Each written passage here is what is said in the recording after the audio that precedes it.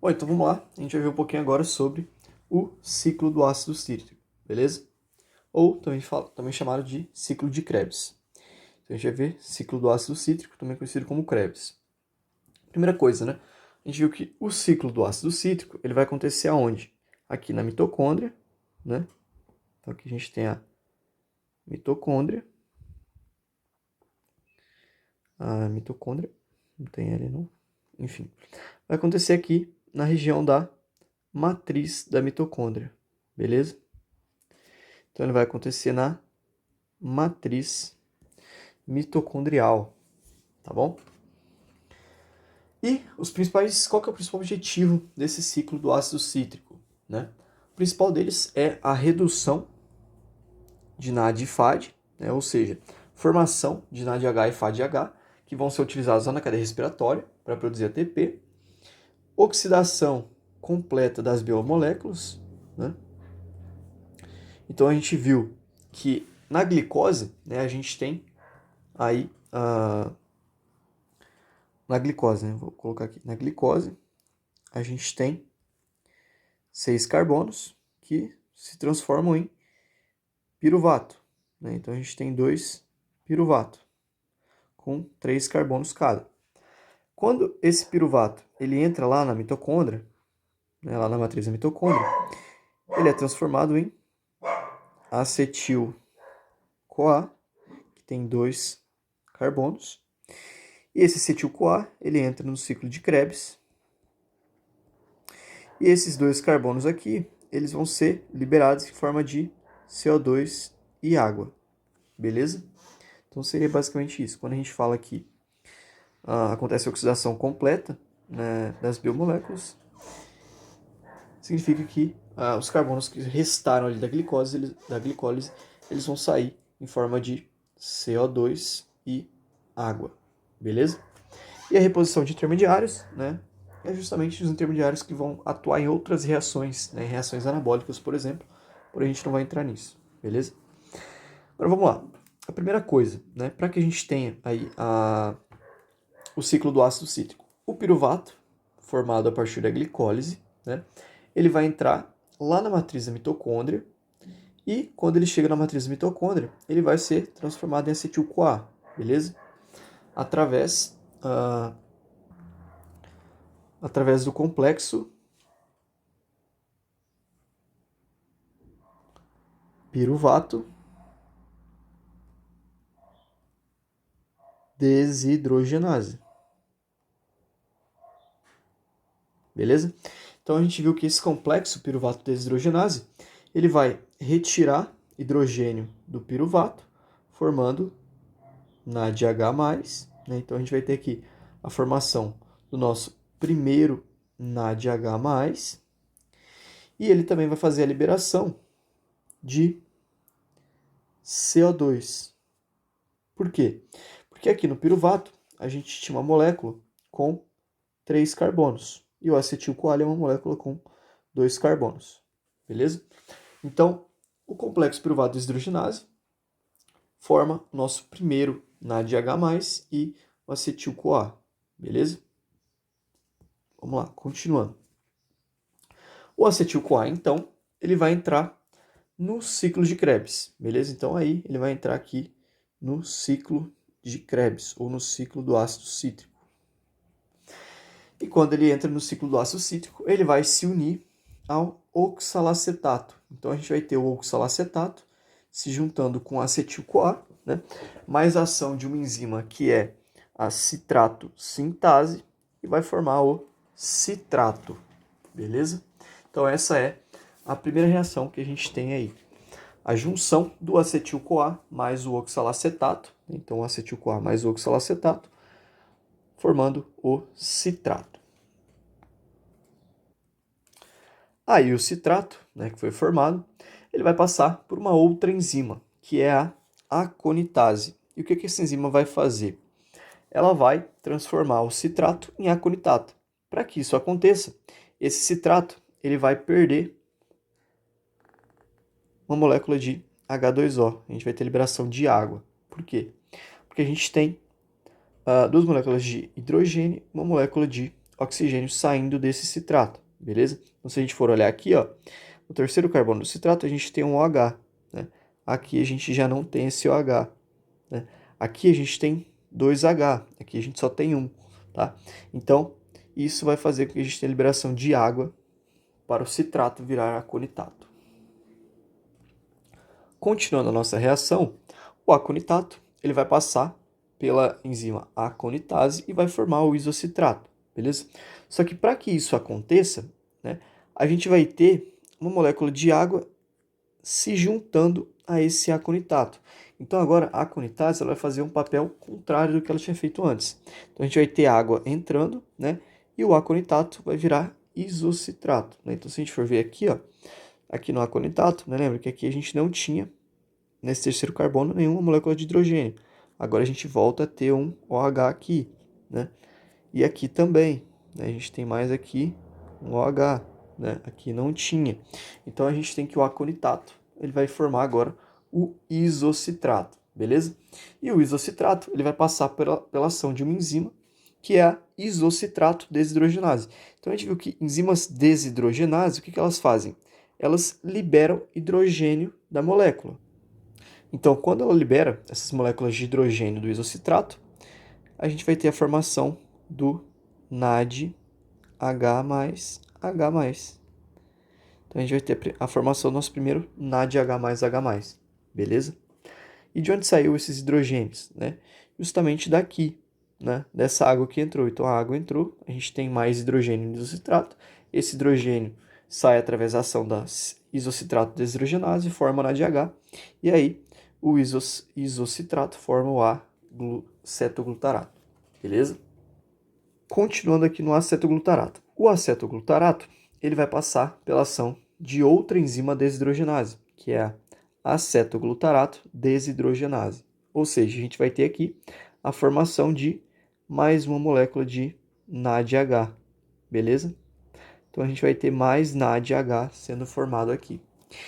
Uma reação, uma coisa muito importante que acontece nessa reação é a entrada da coenzima A na reação.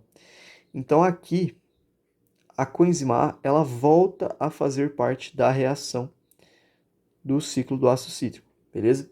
Então o acetoglutarato desidrogenase ela libera H+, né, formando NADH, e ela também insere essa coenzima A formando o succinil-CoA. E uma outra coisa que a gente também pode observar aqui, né, é que no acetoglutarato a gente tinha 5 carbonos. Então, ó, 1, 2, 3, 4, 5. Aqui no succinil-CoA, se a gente for contar a quantidade de carbonos, a gente vai ter 1, 2, 3, 4. Beleza? Isso aqui é a coenzima A. Então aqui a gente tinha uma molécula com 5 carbonos e aqui a gente tem uma molécula com 4 carbonos. Ou seja, aqui junto a gente também tem liberação de CO2, beleza? Então nessa reação a gente tem formação de NADH, entrada da coenzima A e liberação de CO2. Na próxima reação a gente vai ter que esse succinil-CoA ele vai se transformar em succinato, beleza? Para que isso aconteça, esse CoA que está nessa última, ligado ao último carbono, ele vai sair da reação. Então aqui a gente tem o CoA, né, a coenzima A, saindo da molécula, beleza? Pela ação da succinil-CoA sintase. Então a succinil-CoA sintase ela vai tirar o CoA da molécula. Quando essa coenzima A ela sai da molécula, então quando a coenzima A sai, ela vai liberar energia, beleza? E essa energia que ela libera faz com que um fosfato livre se ligue a um ADP, formando ATP, beleza? Então, quando a coenzima A sai, ela dá energia para um fosfato livre se juntar a um ADP, e aqui a gente vai ter a formação de ATP, beleza? Então, ó, o succinil-CoA passa pela succinil-CoA sintase, que vai fazer a liberação desse CoA, beleza? Esse CoA é esse mesmo CoA que tinha se ligado aqui na reação anterior. Então, ele se ligou na molécula. Na reação seguinte, ele é liberado, né? E daí a gente vai ter que a energia gerada a partir da liberação desse acetil-CoA vai fazer com que o fosfato livre se ligue ao ADP, formando ATP, beleza? Então aqui a gente tem a formação do nosso primeiro e único ATP do ciclo de Krebs. Aí a gente tem que o succinato, né? Ele vai passar pela ação de uma outra enzima desidrogenase, que é a succinato desidrogenase. E aqui a gente vai ter a liberação de mais hidrogênio, que vai ser utilizado para formar o FADH2, beleza? Então o succinato passa pela ação da succinato desidrogenase, e aí a gente vai ter a formação de FADH2, beleza? E a molécula de fumarato. Então a gente tem aqui esses dois hidrogênios aqui, ó, aqui a gente tinha dois hidrogênios e aqui dois hidrogênios no succinato. Aqui no fumarato a gente só tem um hidrogênio aqui e um hidrogênio aqui, beleza? Por quê? Porque dois hidrogênios foram liberados para formar o FADH2. E aí a gente tem o fumarato passando por uma enzima fumarase, né? E nessa reação aqui a gente vai ter também mais uma molécula de água entrando para participar dessa ação da enzima fumarase, beleza? Então a fumarase ela vai incorporar essa molécula de água na reação.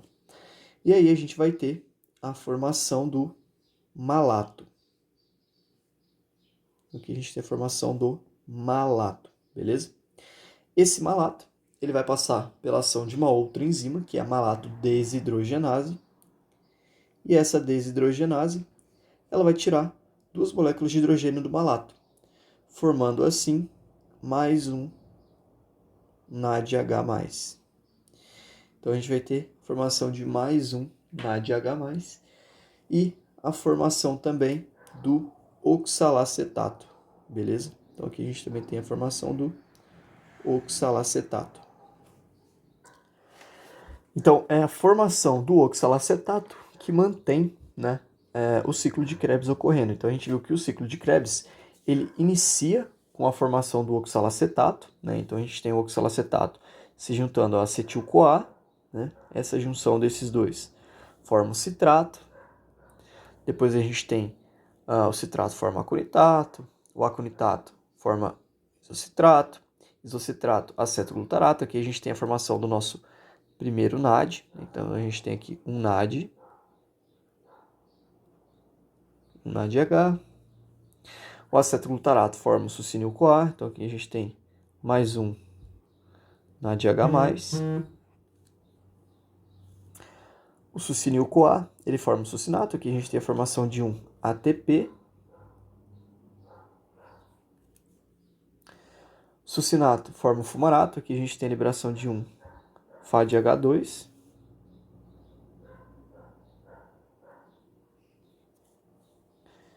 E aqui a gente tem, né, o fumarato virando malato e o malato voltando a ser oxalacetato. E a gente vai ter mais um NADH+, beleza? Então, se a gente for ver o saldo, né, da nossa reação, no ciclo do ácido cítrico em si, a gente vai ter 1, 2, 3 NADH+, né, ou NADH. Então, a gente tem, vou colocar, eu vou escrever aqui mais fácil. A gente tem 3 NADH, a gente tem um FADH2, e a gente tem um ATP, beleza? E a gente vai ter mais um NAD, mais um NADH+, que vai vir aqui desse piruvato, né? Então a gente viu que o piruvato, ele libera, quando o piruvato se transforma em acetil-CoA, ele libera NADH+. E esse NADH+ aqui, ele vai se juntar. Então a gente tem no total 4 NADH, um FADH2 e um ATP, beleza? Porém, tudo isso que a gente viu, todo esse ciclo aqui, ele acontece para uma molécula de piruvato. Ou seja, esse resultado aqui, ele precisa ser multiplicado por 2. Por quê? Porque uma glicose, ela vai formar 2 piruvatos, beleza? Então eu vou dar uma limpadinha aqui e eu vou fazer outra página só para a gente falar sobre esse balanço. Bom, então vamos lá. A gente tem, né? Então, resumindo aquilo lá que a gente acabou de ver. A glicose, ela formou 2 piruvatos. Formou um piruvato e outro piruvato. Esses 2 piruvatos, tudo isso aqui ocorreu aonde? Ocorreu no citossol, beleza? Na célula. Esse piruvato, ele vai entrar lá na matriz mitocondrial. Então aqui a gente está falando da matriz da mitocôndria. Beleza? Matriz mitocondrial. E lá na matriz mitocondrial, esse piruvato ele vai se transformar em acetil coenzima A, acetil-CoA. Beleza? E isso vai acontecer através de uma enzima, que é a complexo piruvato desidrogenase. Né? Então, para esse piruvato virar acetil-CoA, a gente vai ter a formação de um NADH. Beleza? Então, a gente vai ter formação de NADH.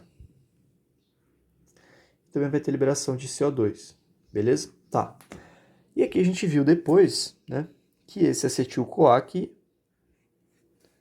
né, ele vai entrar onde? No ciclo de Krebs. Tá? Então, isso aqui, ó. Isso aqui é o ciclo de Krebs. Beleza?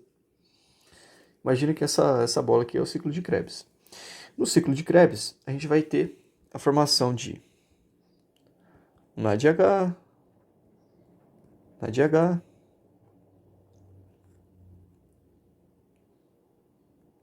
ATP, né? FADH e mais um NADH. Ou seja, a gente tem a formação de 1, 2, 3 NADH. Mais esse quarto aqui que veio da formação de piruvato e acetil-CoA, a gente tem no total 4 NADH. A gente vai ter um FADH e a gente vai ter um ATP. Beleza? Porém, isso aqui é de um acetil-CoA apenas. Então, se a gente tem esse outro acetil-CoA, vai acontecer o mesmo processo. Então, a gente vai ter tudo isso aqui multiplicado por 2, que é igual a 8 NADH mais um FADH mais 2 FADH mais 2 ATP. Beleza? Deixa eu apagar aqui que o celular tocou aqui, acabou atrapalhando um pouquinho. 2 FADH e 2 ATP. Bom, então no próximo vídeo daí a gente vai ver a continuação, né, desse processo de respiração lá na cadeia respiratória, beleza? Que vai acontecer na membrana interna da mitocôndria. Então, para esse vídeo acho que é isso, né? Então aqui a gente viu um pouquinho sobre o ciclo de Krebs, né? Espero que tenha dado para entender. E aqui um resumão aí mais ou menos do balanço total aí, do balanço final do ciclo de Krebs. Então é isso.